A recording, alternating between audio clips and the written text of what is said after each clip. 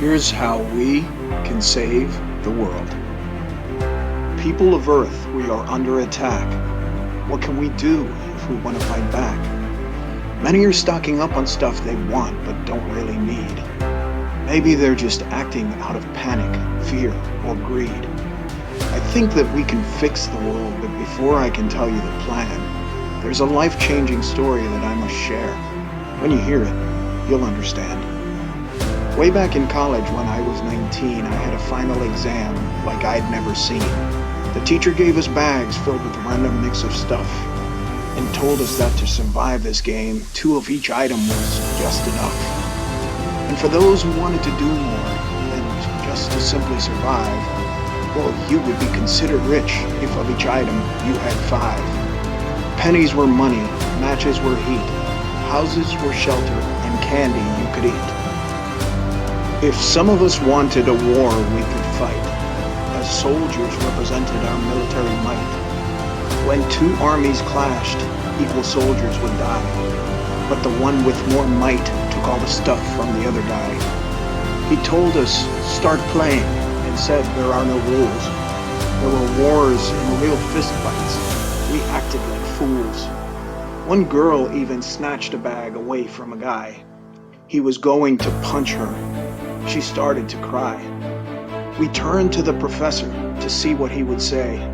No rules, he said, just work it out. You're on your own today.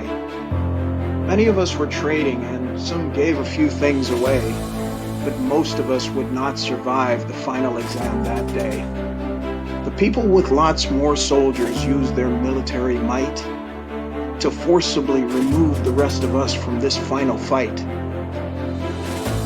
There were 2 or 3 winners and lots of dead men, and not enough soldiers left alive to go to war again. Now that the game was over, what did the professor have to say to the 50 dejected students who learned a great life lesson that day? Contained within the random bags we'd gotten that day from Teach were more than enough items so we could have all had 20 of each. Remember, we just needed 2 to survive, but there was more than enough to make 4 times our 5. If we'd just worked together for 1 or 2 hours, we'd all have been rich, and 3 other classes like ours. 500 survivors or 200 winners could have come from the bags given to us 50 sinners. This world has enough of the stuff that we need. So don't try to take it all to feed your greed. That day I learned a lot about the way we humans behave. Now I'm ready to tell you how our world we're going to save. I'll try to make this simple so that everyone understands. You don't need 2,000 cases of sanitizer when you only have 2 hands.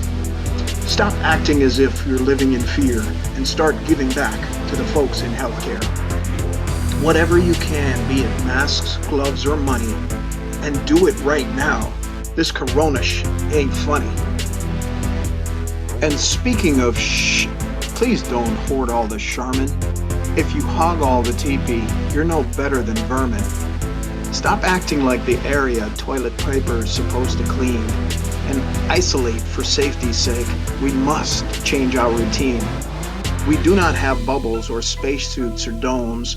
So what can we do? Stay in our homes. Everyone's a winner.